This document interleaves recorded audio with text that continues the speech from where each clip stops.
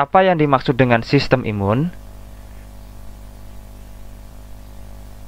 Perlu Anda ketahui, setiap hari jutaan bakteri, virus, dan parasit berusaha masuk ke dalam tubuh kita.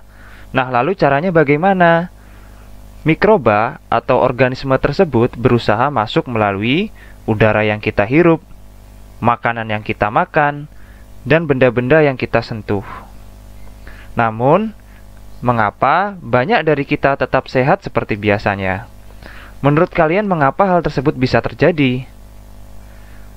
Nah, ternyata kesehatan yang kita peroleh tidak terlepas dari 3 garis utama pertahanan tubuh dalam melawan mikroba penyebab penyakit. Nah, garis pertahanan yang pertama disebut dengan sistem imun non-spesifik eksternal. Kemudian garis pertahanan yang kedua disebut dengan sistem imun non-spesifik internal. Dan garis pertahanan yang ketiga disebut dengan sistem imun spesifik. Nah, ada 5 konsep penting dari sistem pertahanan tubuh atau sistem imun. Yang pertama adalah sistem pertahanan tubuh adalah suatu sistem yang berperan penting dalam melindungi tubuh kita dari serangan patogen. Apa yang dimaksud dengan patogen itu? Jadi patogen itu adalah organisme penyebab penyakit. Kemudian yang kedua, sistem ini terdiri atas 3 garis pertahanan utama, seperti yang sudah disebutkan tadi, yaitu sistem imun non-spesifik eksternal dan internal, serta sistem imun spesifik. Kemudian, yang ketiga, sistem ini mampu mengenali dan membedakan antara patogen dan sel-sel tubuh.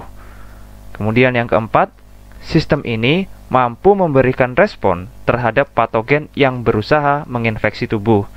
Dan yang terakhir, sistem ini mampu mengingat patogen yang telah menginfeksi tubuh jika patogen yang sama berusaha menyerang kembali. Ya, di beberapa video berikutnya kita akan membahas lebih dalam mengenai konsep-konsep penting tentang sistem pertahanan tubuh berikut ini. Nah, berbicara mengenai sistem pertahanan tubuh, atau sistem kekebalan tubuh atau sistem imun, tentu erat kaitannya dengan sel darah putih atau leukosit. Nah, seluruh jenis darah pada awalnya dibentuk di dalam sumsum tulang atau nama lainnya adalah bone marrow.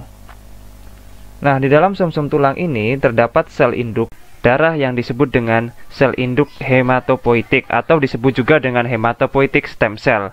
Nah, sel ini memiliki beberapa sifat penting, yaitu mampu membelah dan berdiferensiasi menjadi sel-sel lain. Kemudian, sel ini juga memiliki sifat mampu memperbarui diri sendiri, sehingga tidak akan pernah habis meskipun terus-menerus membelah.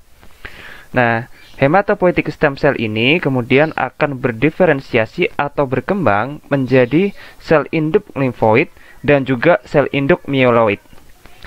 Nah, sel induk limfoid akan berdiferensiasi menjadi sel B, sel T, dan sel pembunuh alami atau natural killer cell. Kemudian, sel induk mieloid akan berkembang dan berdiferensiasi menjadi mastosit, monosit, neutrofil, eosinofil, basofil, eritrosit, dan trombosit. Nah, monosit nanti juga akan berkembang menjadi makrofag dan juga sel dendritik. Nah, jadi yang tergolong ke dalam sel darah putih adalah ada sel B, ada sel T, kemudian natural killer cell atau sel pembunuh alami, kemudian ada mastosit, kemudian ada monosit beserta makrofag dan sel dendritik, kemudian ada lagi neutrofil, kemudian lagi ada eosinofil dan juga ada basofil.